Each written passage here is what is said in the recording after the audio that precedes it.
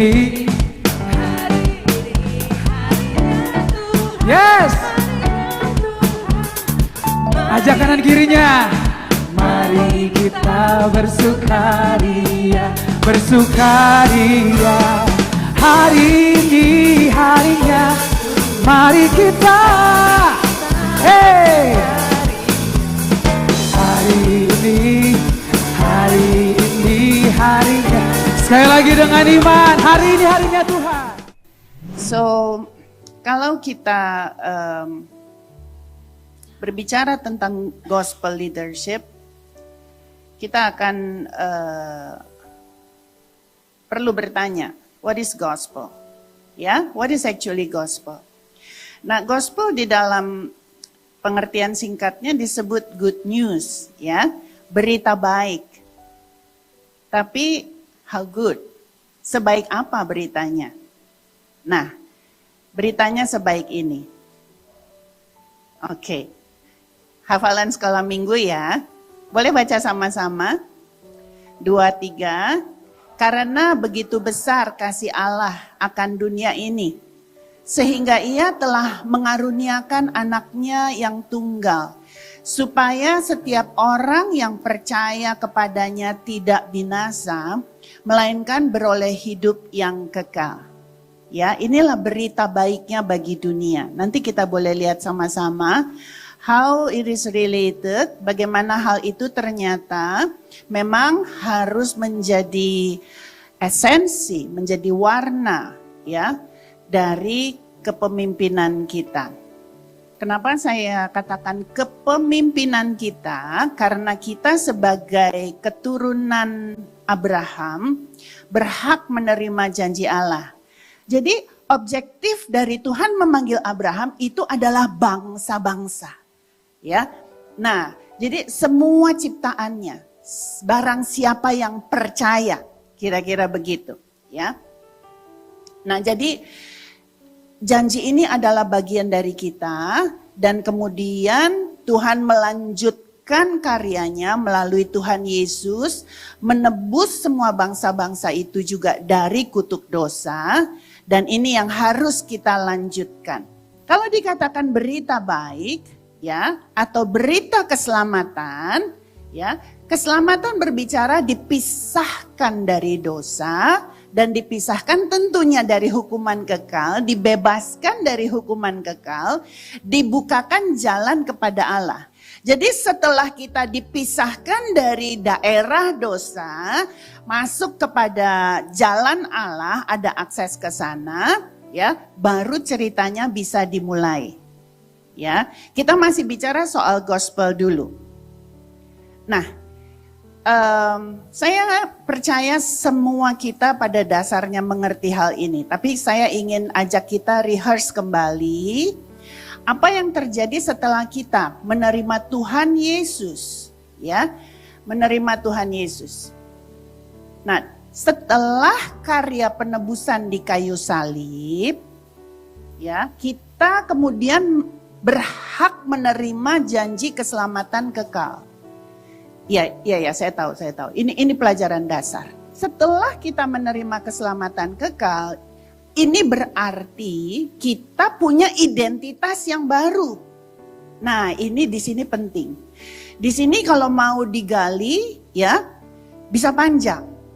Tapi yang jelas kita harus mengerti bahwa karya penebusan itu diselesaikan oleh Tuhan Yesus, keselamatan kekal dijamin oleh Bapa, tetapi identitas yang baru setelah diberikan kepada kita butuh kerjasama, kita butuh bekerja sama dengan Tuhan. Kita perlu menerima identitas ini dan kita perlu berjalan di dalam identitas yang baru. Jadi waktu ditanya, kamu siapa? Ya, kita perlu mengerti kita adalah orang yang diselamatkan. Kita adalah pemilik jaminan keselamatan, jaminan hidup kekal. Kita perlu tahu bahwa kita bukan lagi orang yang siapa tahu, kayaknya, ya. Tetapi kita berjalan di dalam satu kepastian bahwa kita punya identitas yang baru sebagai orang yang dibebaskan dari segala kutuk dosa. Nah, dengan demikian juga ya, kita punya akses kepada Bapa. Nah, kalau kita punya akses kepada Bapa, lantas kita mau apa? Kita adalah penyembah-penyembahnya. Ada amin? Kita melakukan penyembahan bukan hanya di sini, bukan hanya waktu kita berlutut, bukan hanya waktu kita buka tangan, tapi waktu kita melakukan segala sesuatu seperti untuk Tuhan. Ya. Nah, kita sedang ngomong sama dunia karena saya anak Tuhan. My new identity. Dan kita punya akses kepada Bapa. Sekaligus kita punya masa depan dan pengharapan dalam kekekalan. Tapi, nah ini satu lagi. Lama-kelamaan, boleh sama-sama katakan lama-kelamaan? Jadi nggak instan ya saudara. Kita punya perbedaan dengan dunia. Saya nggak sebut keterpisahan dengan dunia, enggak.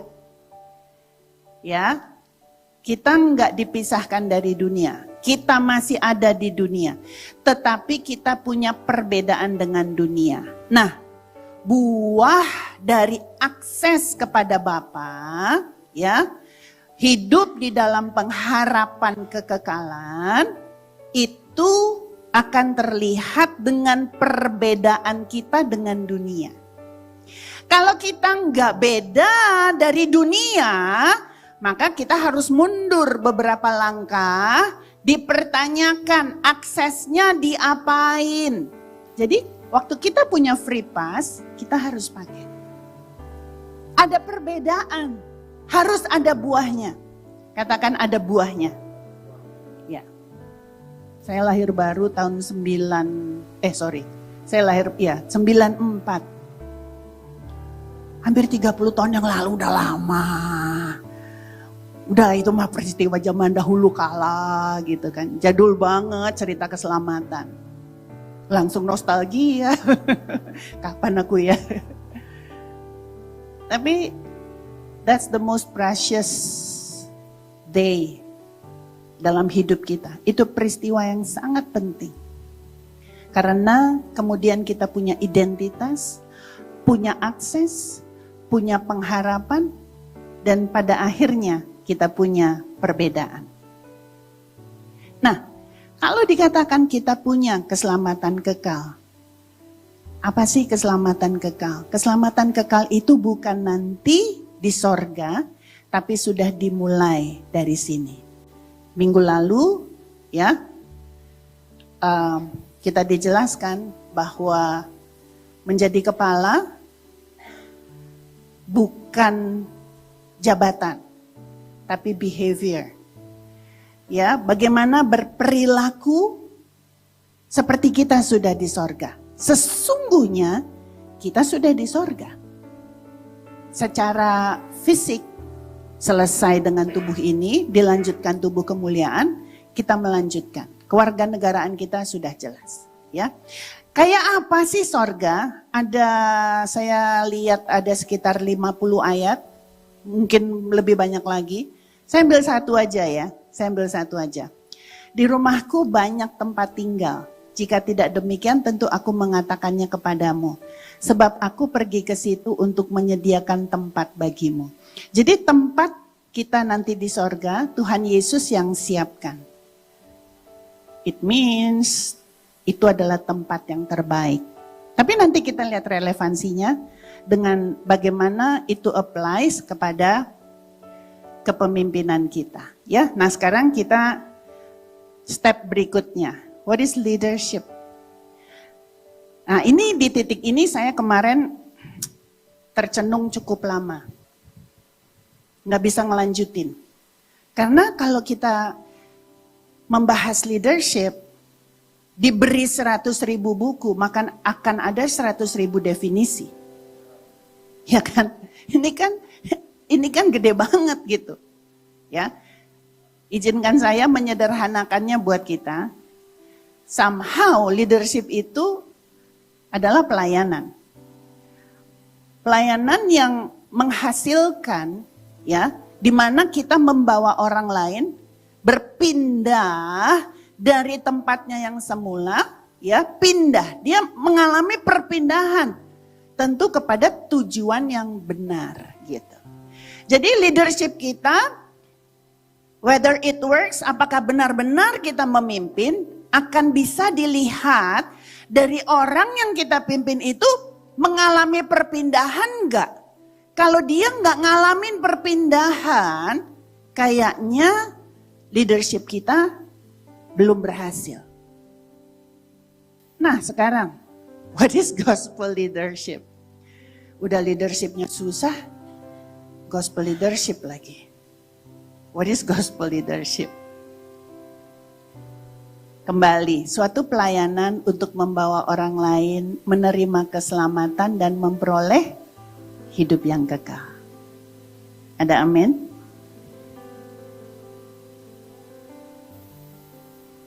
Tentu karena dia yang melakukannya, memindahkan jiwa-jiwa dari kegelapan kepada terangnya yang ajaib. Allah adalah model buat kita, ya. Dia adalah pemimpin terbaik di mana kita bisa belajar, ya, bagaimana kita bisa melakukan gospel leadership. Ayat ini dimulai dengan kata karena. Karena. Ya, ini penting. Ternyata ini penting. Find your cause. Kita perlu punya alasan. Kenapa gospel leadership? Apa alasan kita? Allah melakukannya, ya, dikatakan begini, karena begitu besar kasih Allah. Jadi alasan Allah melakukannya itu karena kasih. Ini juga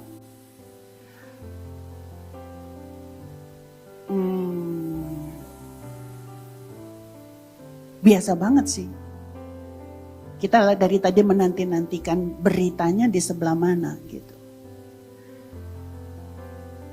Tapi buat saya, waktu saya merenungkan ini, apakah benar kasih itu mendasari segala perilaku kita? Saya melanjutkan dari minggu lalu about behavior. Apakah benar kasih yang mendasari pelayanan kita? Atau kita sekedar membutuhkan tempat buat aktualisasi diri kita? Atau memang ada yang mendorong? Satu kekuatan yang mendorong, yaitu kasih. Di sini dikatakan kasihnya, kasih Allah. Dan kasihnya itu besar. Sebesar apa? Pertama-tama dikatakan buat dunia. Saya nggak bahas dunia, tapi kita ada di dunia dan kita tahu dunia seperti apa. Dikatakan sehingga ia telah mengaruniakan jawaban buat dunia yang didorong oleh kasih. Itu selalu berupa kasih karunia. Ya, yang dikaruniakan itu sesuatu yang sangat berharga. Saya nggak tahu apa yang berharga buat kita. Saya nggak tahu apa yang mengganggu Bapak Ibu Saudaraku. Paling nggak tahan kalau ketemu siapa. Dan di titik itu kita butuh kasih karunia. Artinya kita butuh melepaskannya sebagai suatu kasih karunia. Bukan sekedar anak atau sekedar sesuatu yang berharga. Tetapi itu satu-satunya justru. Ya. Supaya siapa aja. Bukan yang kita suka. Ya gue kalau ketemu yang gini masih oke sih. Tapi kalau udah yang kayak gitu kayaknya enggak deh. Enggak ada yang kayak gitu. Siapa aja. Ya. Yang percaya kepadanya, nah ini, tidak binasa, tidak ketemu maut, tidak ketemu jalan tertutup, ada akses terbuka. Nah, kita mulai dapat polanya, ya. Melainkan beroleh, sama-sama katakan beroleh.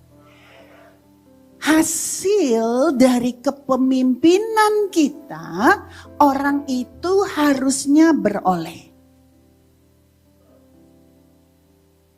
Kalau orang ketemu kita nggak beroleh, memperoleh,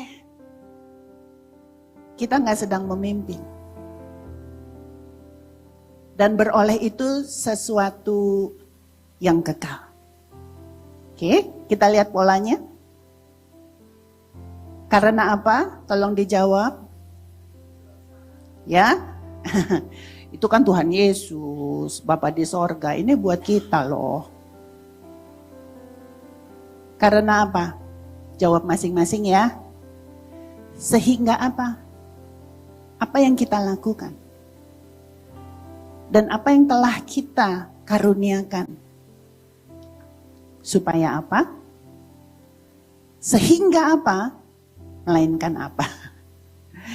Kita lihat ya. Mungkin saya contohin saya aja biar karena lebih sederhana jadi nanti Bapak Ibu Saudaraku bisa menangkap. Tapi tolong diikuti, diisi fill in the blanks masing-masing. Esther karena begitu mengasihi Tuhan. Sehingga saya bersedia mengaruniakan hidupku. Supaya yang mau menerima, yang mau mendengarkan, thank you udah dengerin hari ini. Tidak binasa, nggak tersesat, nggak berhenti di tempat. Melainkan ada satu kebenaran, ada satu pemahaman, ada satu pengajaran. Sesedikit apapun itu boleh diterima hari ini. Dengan demikian, leadership kita menjadi nyata, bukan teori.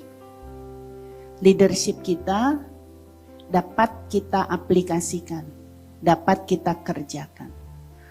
Polanya begini.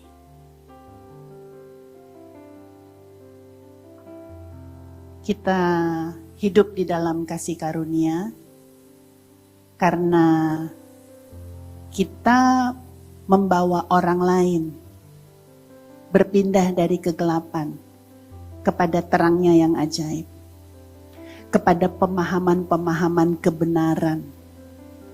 Artinya begini, mari yuk cek identitas kita. Apakah kita orang yang diselamatkan? Menyadari ada hidup kekal? Apakah kita sudah hidup di sorga? Tinggal dilanjutkan setelah tubuh fana ini selesai? Dan apakah kehadiran kita membuat orang berbeda? Membuat orang berubah? Menjadi kepala itu artinya menentukan. Sama-sama katakan menentukan. Jadi waktu saya ketemu dengan orang lain, saya yang menentukan. Bukan artinya saya mendominasi, tetapi artinya saya memberkati. Bukan artinya saya menentukan lalu saya ngatur seenaknya, tetapi saya membawa perubahan. Ada pengaruh, ada sesuatu yang baik yang boleh diterima oleh orang itu. Sehingga dia mengalami perubahan, sehingga dia terdorong pindah dari keputusasaannya, dari situasinya yang dia nggak bisa tangani. Ada kekuatan baru, ada pemulihan, dia bisa melangkah, ya, melanjutkan perjalanan mengiring Tuhan. Entah itu pembantu kita, mungkin dia pecahin gelas di situasi itu. Apakah kita mau sodorkan kebinasaan atau kita mau sodorkan akses yang terbuka? Bisa mengerti? Kalau kita katakan, Oke, masih berjuta-juta bowl mangkok lain ada di dunia. Kalau umurnya segitu, biarlah dia selesai. Besok kita beli lagi yang baru. Itu namanya akses yang terbuka. Tapi kalau kita katakan, gak bisa dong. Gimana caranya cari lagi? Ini warisan turun-temurun. Gak bisa dong. Itu namanya jalan tertutup. Jalan kebinasaan. Kita pulang, kita tahu. Kita gospel leaders. Kita memimpin orang lain. Memperoleh hidup yang kekal.